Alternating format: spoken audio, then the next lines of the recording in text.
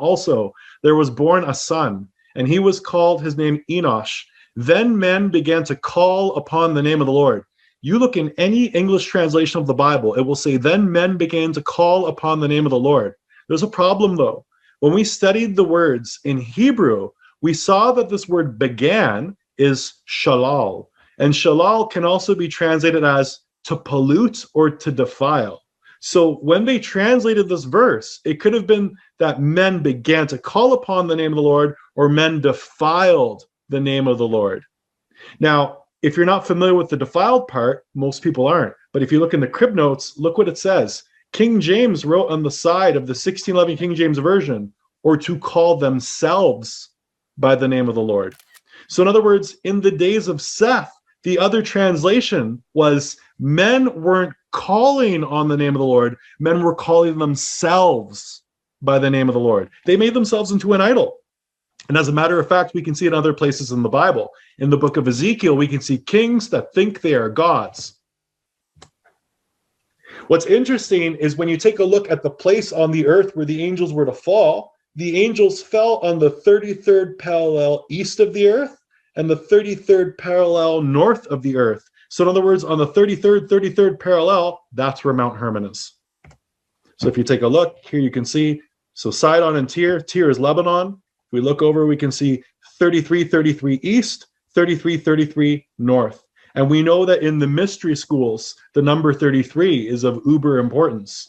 33 is also a number that people associate with the death of Christ, being 33 years old. But in the occult, for example, in Freemasonry, Freemasonry is a system of 33 degrees. I wonder if it has anything to do with this.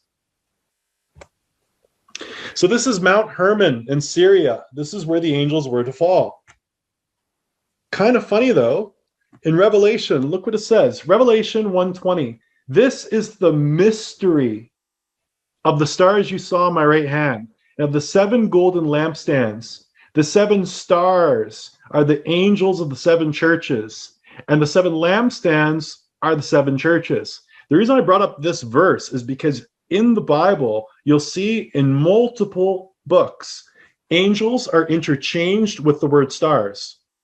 So, for example, you'll see in the book of Revelation the same event being described twice, where the angel from heaven comes down with a key to the bottomless pit. He's going to the abyss to open the abyss. In one verse, it calls that an angel. In another verse, it's talking about the exact same occasion later in the book of Revelation.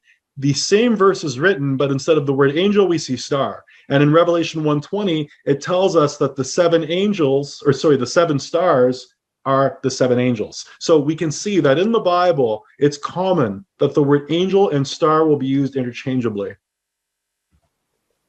That makes you really wonder. When you take a look at Mount Hermon and you compare that to Paramount Pictures, and I will point out the individual behind Paramount Pictures is a Jewish man. So it's quite possible that this influence might have actually come from Enoch. The concept of the Witch of Endor came directly from the Bible. So if you've heard of Harry Potter and the Witch of Endor, or any of these old stories where they talk about a Witch of Endor, the Witch of Endor is actually a story from the Bible.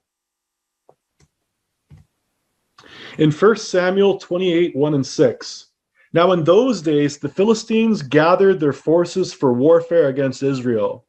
So Achish said to David, you must understand that you and your men are going to go out to battle with me.